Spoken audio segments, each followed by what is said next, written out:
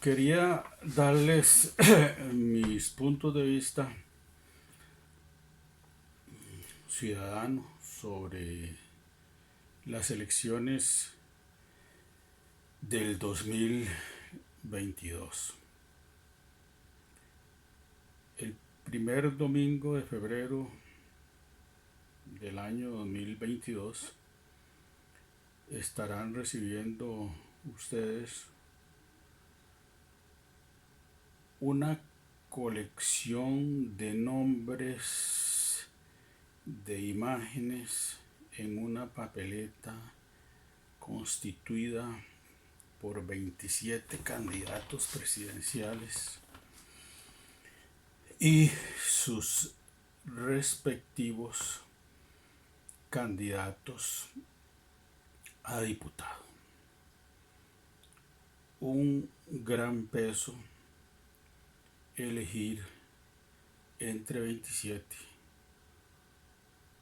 cuál o cuáles será los que dirigirán el destino de Costa Rica el 1 de mayo de 2022 hasta el 1 de mayo del 2026. Yo veo algunos temas macro que a mi juicio es importante mencionarlos en estas elecciones. Son grandes ejes temáticos. Esos ejes temáticos, el primero de ellos al que me voy a referir es que los partidos políticos están agotados. Están agotados los viejos partidos políticos. El Partido Liberación Nacional, la oposición a el Partido Liberación Nacional, que tuvo muchos nombres después de 1951 hasta el presente, y están agotados incluso los nuevos partidos políticos que aparecen por primera vez en la contienda electoral, porque están formados por políticos desgastados o por políticos primerizos con muy poca experiencia, y algunos de ellos con la estrategia de aparecer como candidatos presidenciales, pero en realidad buscando una diputación. Entonces, los partidos políticos están agotados. El costarricense no cree hoy día en el partido político. El costarricense dejó de ser militante político, dejó de simpatizar con esas estructuras, dejó de apoyarlas económicamente para que tuvieran dinero para enfrentar las campañas electorales. Y eso está ligado con un segundo punto que a mí me parece importante. Si los partidos políticos están agotados, los candidatos presidenciales no son líderes políticos. No hay dentro de esos 26 candidatos presidenciales uno solo que tenga la capacidad de atraer a la población. Y por eso, a la fecha de hoy, 1 de diciembre del 2021, ninguno de ellos ha sido capaz de realizar, por ejemplo, lo que antes se llamaba una manifestación de fuerza. Lo único que podía organizar es una manifestación de debilidad, porque es la característica de todos los líderes políticos. Y bueno, porque fue un video que se hizo muy popular, muy viral, como lo decimos, y le sucedió a José María Figueres en su visita al mercado. Lo que terminó fue siendo insultado por eh, dos señoras y luego por un grupo un poco más grande de gente que le dijo palabras duras. No sé si le diría mentiras, pero le dijeron palabras muy duras. No hay líderes. El candidato presidencial, cualquiera de ellos, no despierta la menor simpatía popular. Eso nos lleva a que si los candidatos presidenciales no son líderes, los partidos son agotados, a un tercer tema. Las campañas electorales a la tica ya no funcionan. Ya no funcionan. Y los líderes y los equipos políticos de los partidos, los que jefean las campañas políticas, se quedaron sin ideas. Aquella vieja Costa Rica en donde uno haciendo un conteo de las banderas en los techos podía hacerse una idea de qué tendencia tenía la casa, evidentemente donde estaba la bandera, o la comunidad en donde estaban esas banderas, eh, que eran, digámoslo así, enclaves partidarios muy fuertes. Las etiquetas en los automóviles, las banderas, la papelería que se distribuía, eh, las fotos con el candidato. Ese tipo de campaña hoy día no mueve mayor cantidad de población. Notablemente la población cada vez más joven, que ve que además los candidatos son personas viejas. Y es duro decirlo, es decir, después de los 55 años hoy día, para un joven uno pasa a ser una persona vieja. Entonces, esos candidatos que no son líderes, además se caracterizan por ser viejos, sean hombres o sean mujeres.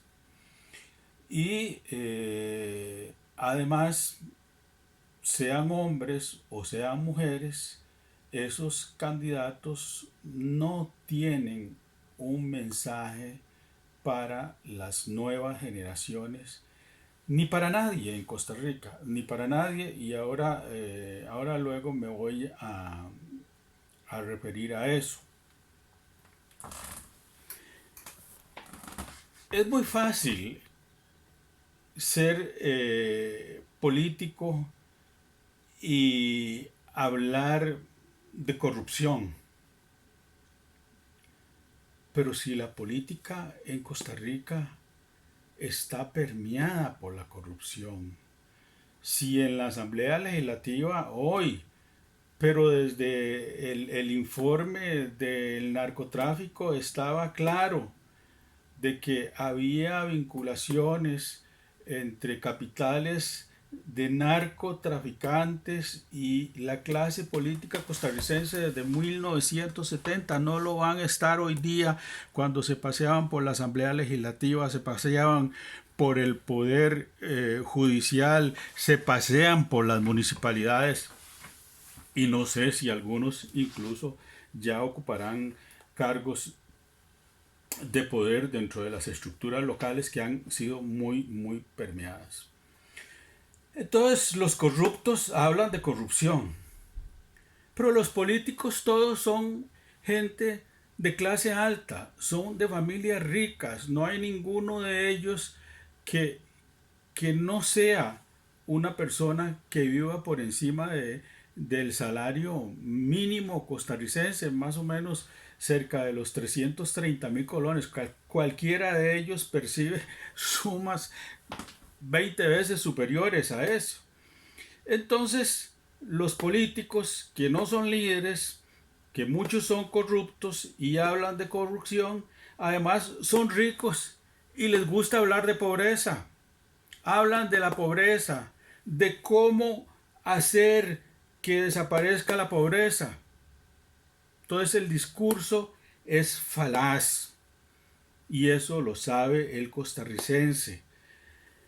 Los políticos además tienen una característica, los políticos de alto nivel están dedicados plenamente a la vida política, es decir, la actividad política para ellos se convirtió en un oficio y finalmente es gente desocupada y hablan de buscar trabajo para los sectores que realmente lo necesitan.